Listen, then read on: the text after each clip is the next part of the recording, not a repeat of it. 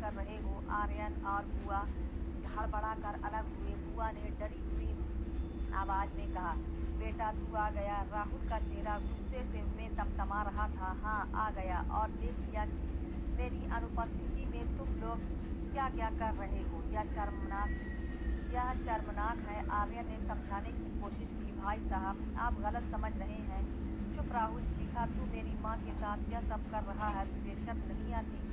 उसने आर्यन को धक्का दिया और मारने के लिए आगे बढ़ा। बुआ ने बीच में आकर रोक दिया, रुक जा, तू कुछ भी नहीं करने से पहले सुन ले। राहुल ने गुस्से में घर का दरवाजा पटक दिया और चला गया। उस रात आर्यन और बुआ चुपचाप बैठे रहे। दोनों जानते थे कि अब राहुल इस बात को पूरे परिवार में फैला देगा। अगले दिन आर्यन की माँ का फोन आया। वह बहुत नाराज थी। आर्यन, यह क्या सुन रही हूँ? तू अपनी बुआ के साथ यह कैसा पाप कर रहा है? आर्यन ने समझाने की कोशिश की, माँ यह वैसा नहीं है जैसा तुम सोच रही हो। नहीं, माँ ने कड़क कर कहा, तू तुरंत वहाँ से वापस आ जा। लोग क्या कहेंगे? हमारे परिवार की इज्जत मिट्टी में मिल जाएगी। फोन काटने के बाद आर्यन ने बुआ की तरफ देखा। बुआ की आंखों में आंसू थे। शायद तुझे चले जाना चाहिए बेटा, मैं तेरी जिंदगी बर्बाद नहीं कर सकती। आर्यन ने दृढ़ता से कहा, नहीं नहीं बुआ, मैं नहीं जाऊंगा।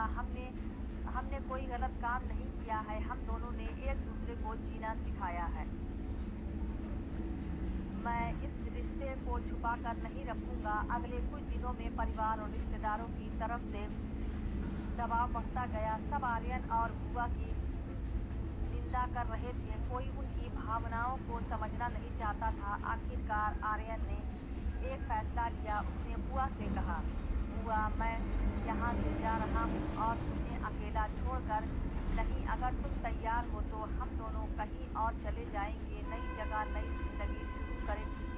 बुआ ने पल भर सोचा कि मुस्कुराई, हाँ बेटा चलो, हम इस उम्र में मैंने डरना छोड़ दिया है। एक हफ्ते बाद आर्यन और बुआ मुंबई छोड़कर पुणे चले गए। वहाँ उन्होंने एक छोटा सा घर लिया और नई जिंदगी शुरू की। आर्यन ने एक आर्ट गैलरी खोली और बुआ ने सिलाई का काम शुरू किया। लोग अब भी उनके रिश्ते को गलत नज़र से देखते थे, पर अब दोनों को इसकी परवाह नहीं थी। वह जानते थे कि उनका रिश्ता सिर्फ शारीरिक नहीं बल्कि आध्यात्मिक था।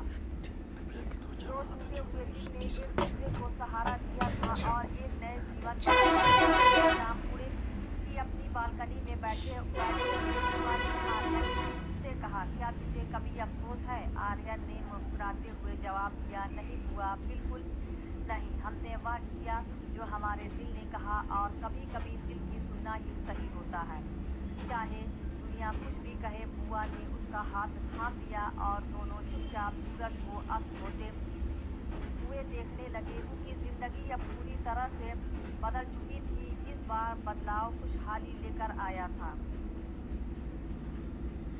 तो दोस्तों, यह थी हमारी आज की कहानी। अगर आपको पसंद आए तो